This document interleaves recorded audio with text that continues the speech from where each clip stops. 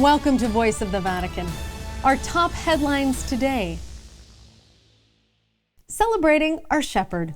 Rome marks 3 years since the election of Pope Francis with a 24-hour prayer marathon. Gearing up for World Youth Day. The Vatican releases Pope Francis' agenda for his upcoming trip to Poland.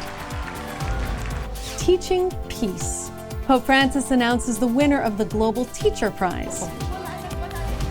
And a saint this September, the Vatican reveals the long-awaited date of Blessed Mother Teresa's canonization. It's time now to hear the Voice of the Vatican.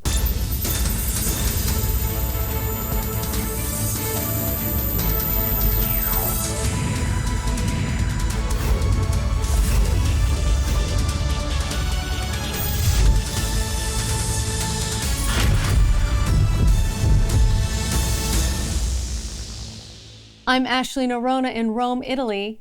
Welcome to Voice of the Vatican. It's been 3 years since Pope Francis first stood on the loggia of benedictions in St. Peter's Square and was introduced to the world. To celebrate the 3rd anniversary of his pontificate, an organization called the Papa Boys invited the people of Rome to engage in 24 hours of nonstop prayer. Since the first moments of his election and throughout his pontificate, Pope Francis has asked for prayers. So the faithful responded. A short distance from St. Peter's Square, people gathered at the historic church of San Lorenzo in Priscobus for a full 24 hours of adoration, confession, and reflections, including masses and a procession with an icon of Our Lady Endure of Knots, to whom Pope Francis has a great devotion.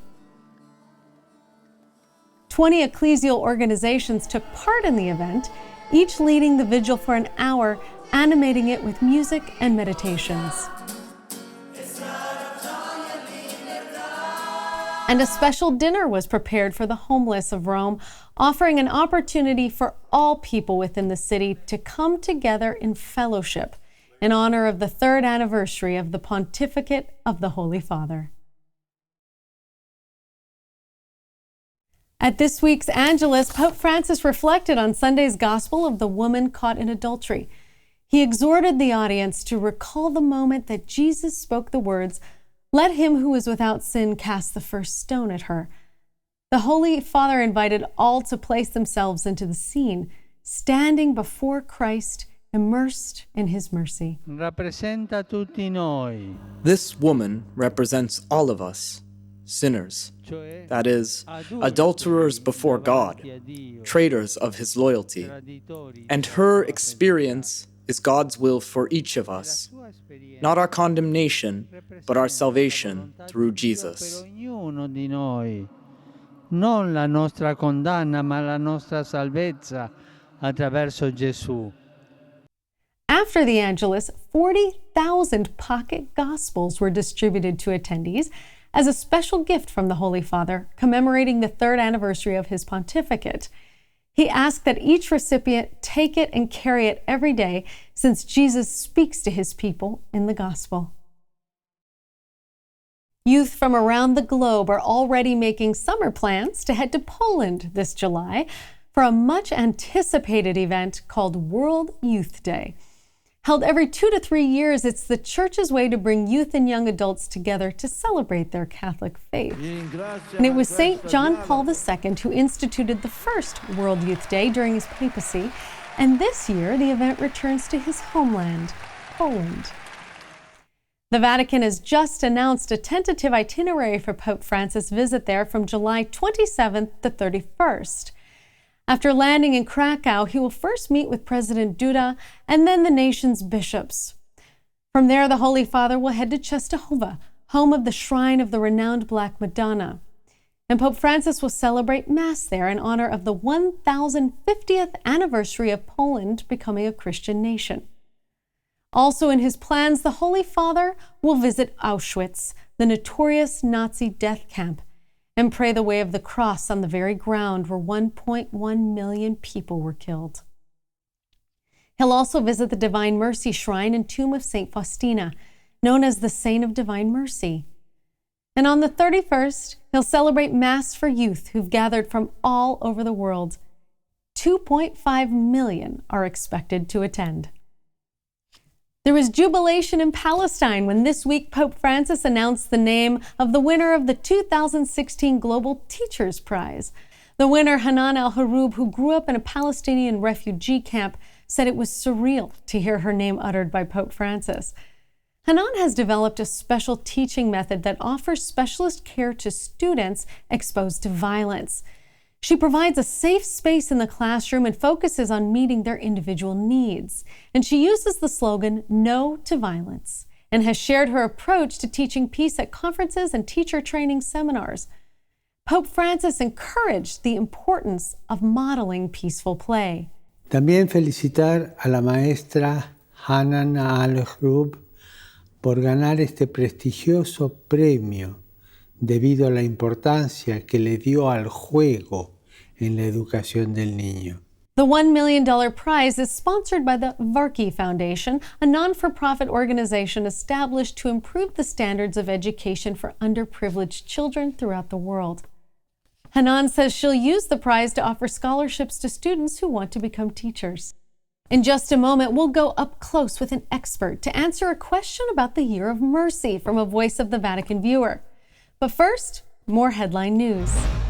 The date for the canonization of Blessed Mother Teresa has been confirmed.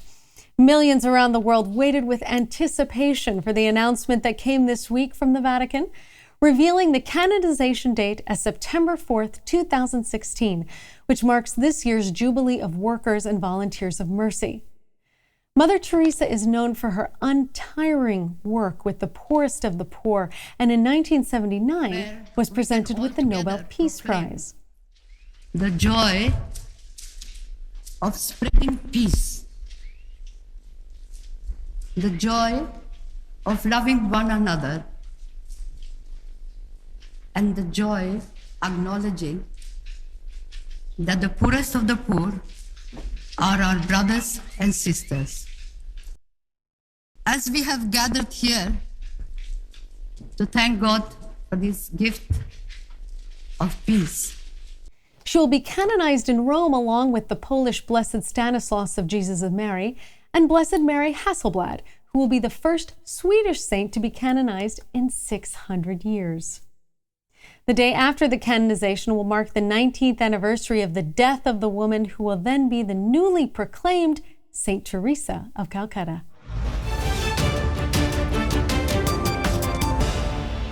We're always happy to hear your voice, and we thank our viewers who wrote us this week. Today's question is from Alfred from the Bronx, New York, who wrote, "Dear Voice of the Vatican, who are the Missionaries of Mercy that I keep hearing talked about during the Jubilee of Mercy? Aren't all priests bearers of mercy through the sacrament of confession?" Thanks for your question, Alfred.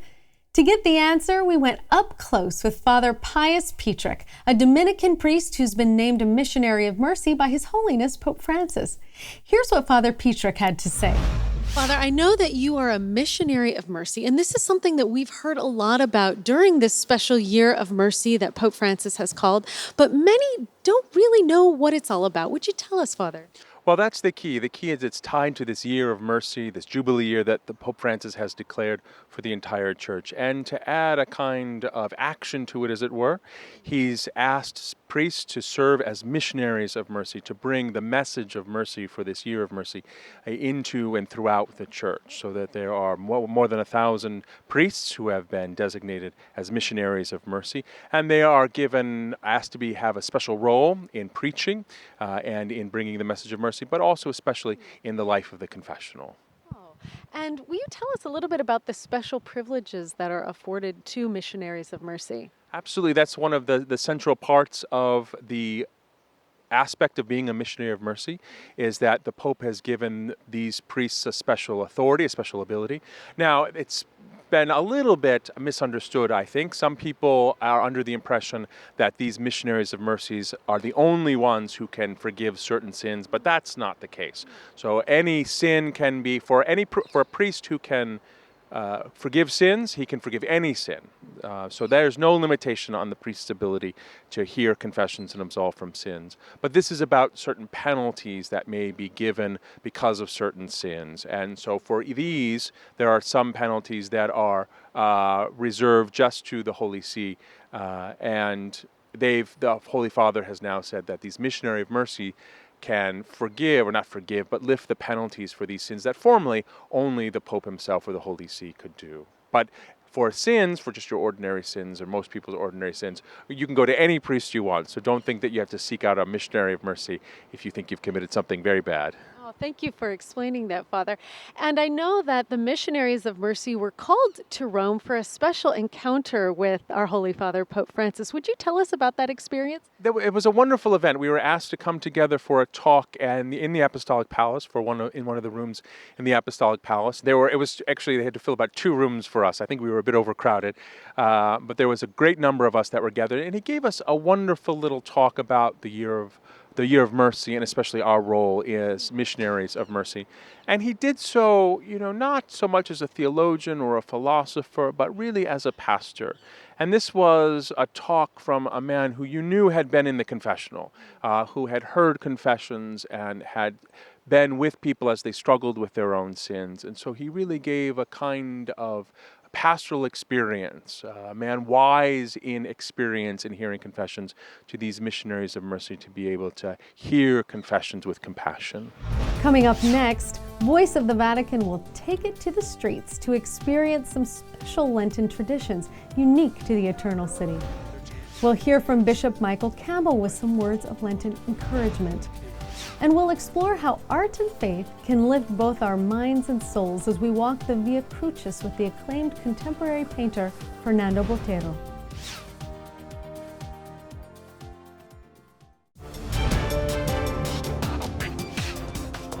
Many Romans out taking their evening stroll encountered something they weren't quite expecting just off of the busy square called the Campo di Fiori.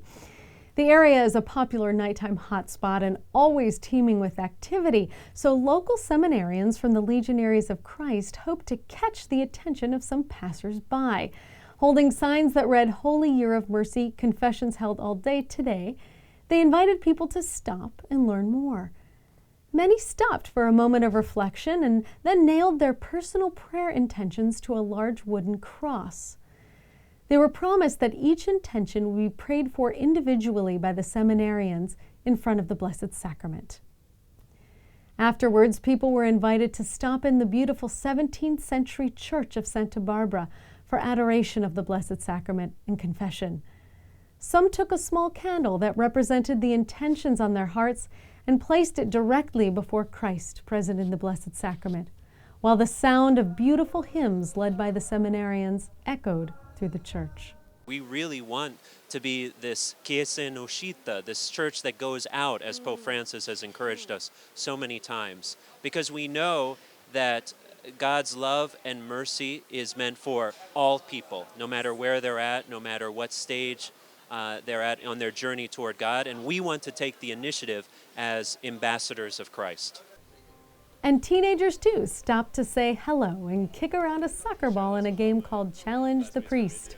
And they were pretty surprised by the excellent skills they encountered.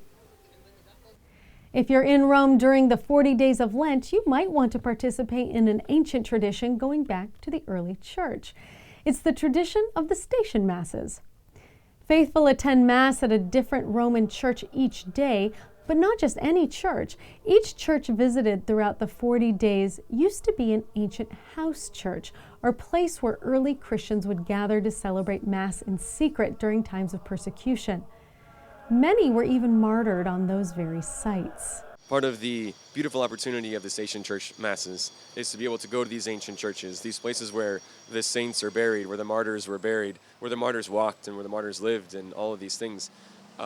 To go there to celebrate Mass in these holy sites that have been holy sites for centuries, that Christians have come to for centuries, and to have the opportunity to join in their prayer and to really take part in the sacrifice of the Mass in these holy places. Since Christians of the early church lived in various parts of the city, in ancient times the Pope, the Bishop of Rome, would celebrate the daily liturgy at churches located near the different communities, always at a church that was liturgically pertinent to that day in Lent.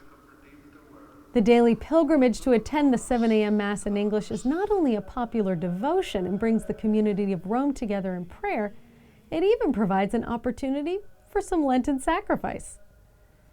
And so by making this pilgrimage to these churches, there's something of a penance. Today we have rain, but there's also a devotion to this living tradition in the faithful people of Rome.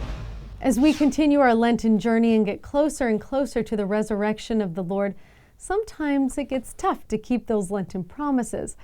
So Bishop Michael Campbell of the Diocese of Lancaster in the United Kingdom shared some words of encouragement, especially for the viewers of Voice of the Vatican. The Lord comes more than halfway to meet us. It doesn't rely on ourselves totally at all. This morning's gospel, in fact, of the man sitting paralyzed for 38 years by the pole and no one to help him, but the Lord came to help him and cured him, healed him. The Lord comes to each one of us. Our efforts are often faltering. We stumble, but we're on the right path, and Christ comes to meet. Those are certainly some great words of wisdom as we approach Holy Week.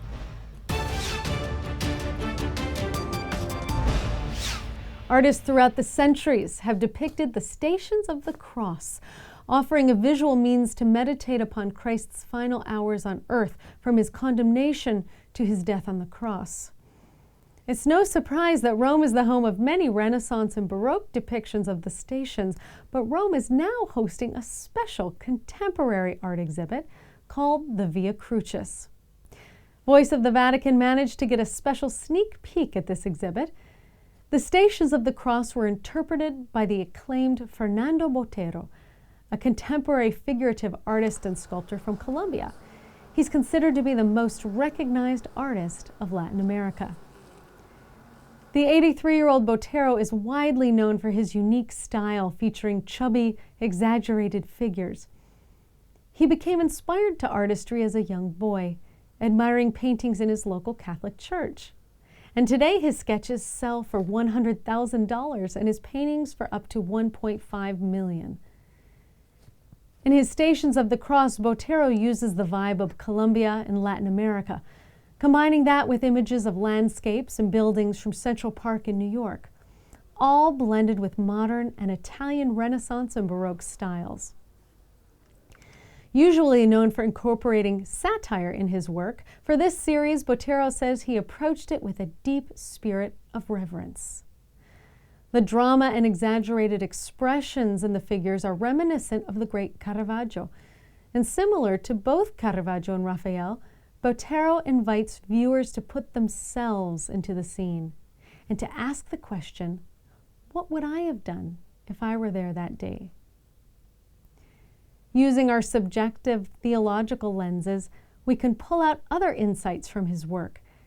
The exaggerated size of Christ could convey his infinite potential to save all of humanity as the Son of God, and his green-toned body might allude to eternity through the symbol of the evergreen. Here, Botero shows the hand of Christ being nailed to the cross, a meditation on how much God loves us and respects our free will in such a radical and incomprehensible manner that he, the Creator, allowed his creature to nail the very hands that created them. His style combines elements of the past with the present to create a unique style that speaks to us today and invites us along on a mini pilgrimage to lovingly accompany Christ in his final hours. Botero's profound artwork lifts our minds to thoughts of the eternal as we join our hearts and souls in the Passion of Christ and walk with him on that Via Crucis.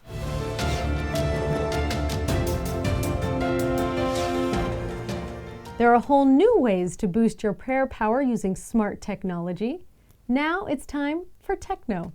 A new prayer app helps you pray along with the Holy Father from anywhere in the world. The app Click to Pray was created by the Jesuit-run Apostleship of Prayer, which has shared the Pope's monthly prayer intentions with the world since 1890. Prayer is essential. It doesn't make noise like so many other things in our lives, but it is like love. It's simple, it's invisible, and it creates a big fire.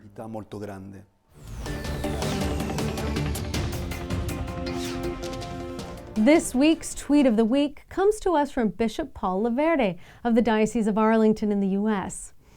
As some folks may be having a hard time keeping some of those tough Lenten promises and even wonder why we bother with the discipline, Bishop Laverde reminds us that Lent is a gift. He writes, "Lent is given to us, disciples of Jesus Christ and members of his body, the Church, so that we can live more authentically in Christ." All week long, keep up with the latest happenings in Rome on our Twitter feed at Voice of Vatican. Be sure to like us on Facebook at Voice of the Vatican and check our social media feeds for breaking news and information about upcoming guests and features. And we want to hear your voice. Email your questions, stories, and news to vov@shalomworld.org. This is Ashley Nerona wishing you a happy feast of St. Joseph, the patron of the Universal Church, and saying ciao for now from the Eternal City. May God bless you and your family. I'll see you next time on Voice of the Vatican, bringing Rome to your home.